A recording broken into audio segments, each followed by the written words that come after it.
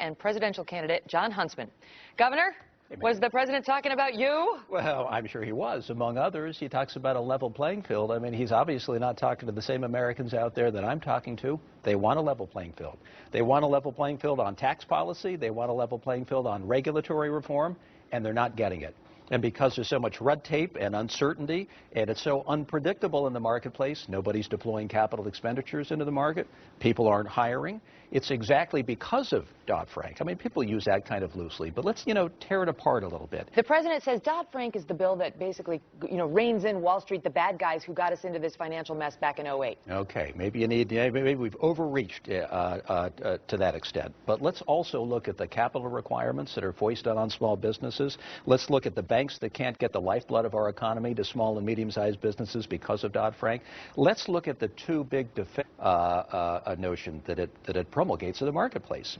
The idea that our largest banks ultimately are going to look like public utilities. That's bad. That impacts the cost of capital for small businesses, and long-term is not good for our economy. It just leads to more bailouts ultimately. The president also today seemed to, for the first time, signal that he was willing to sign on to this tax hike on millionaires, over 5% tax hike on millionaires that now the Senate is floating as a means of paying for his jobs bill. Earlier he had said, no, shouldn't raise taxes in a recession. Obviously his proposed bill would raise taxes, but he seems to be now potentially in favor of this. Where do you stand on it? Yeah, we're missing the real issue here. I mean, we need solutions that are as big as the challenges we face. You do a little bit here on millionaires and billionaires. That's a drop in the bucket. I mean, what Americans are so frustrated with here, Megan, is the fact that they feel the enormity of the challenges out there. They feel them every day. 15 million people out of work and millions beyond who are so dispirited they've given up, families that are crumbling because they don't have the dignity of a job. We need big, bold solutions, and we're not getting there. The president has put forward half measures, half steps, a little foo-foo dust here, a little stimulus there, and it's not doing what this economy needs to have done. We need tax reform that fundamentally gets to the heart and soul of what is stopping this economy from getting back on its feet. We need regulatory reform, and we need energy independence. Those are the three engines of growth that, if fired up, would infuse confidence into the marketplace and allow businesses to breathe a sigh of relief and say, we've been waiting for the big, bold solutions on transparency and taxes, predictability on the regulatory side, and moving inexorably toward energy independence. And I know the Wall Street Journal has endorsed your plan for, getting us out of this economic jam. Let me ask you something about politics now. Now we find out that Nevada has moved up its date for its primary to January 14th. And you are taking a shot at Governor Romney on this, saying he has tried to game the system with the Nevada calendar shenanigans, saying if you are, going to have Christmas dinner in Des Moines, and if Granite Staters in New Hampshire are unhappy about a primary on the heels of New Year's, you've got one guy to thank, and that's Mitt Romney. What do you mean by that? Well, I think it's inappropriate for presidential candidates to be micromanaging the scheduling and the timing of these primaries.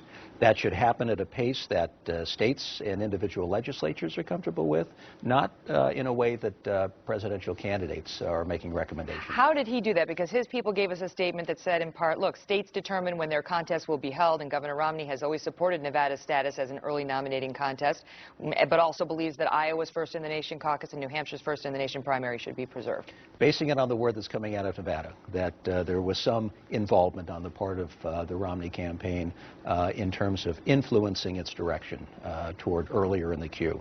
Listen, I like New Hampshire where it is. I think it's a great tradition, and it's served this country mighty well over the years. And the fact that we continue to move up state after state, I think makes for a very complicated and less than transparent process for the candidates, particularly when we're so deep into the election season.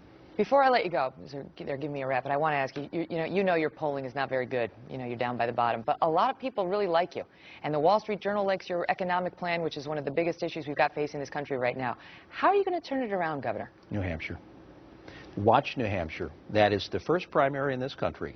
This is where people sit and listen to the candidates. And unless you can make the sale to the good people of New Hampshire in a way that is believable, in a way that is consistent with what they think is right for this country, you're not going to make it.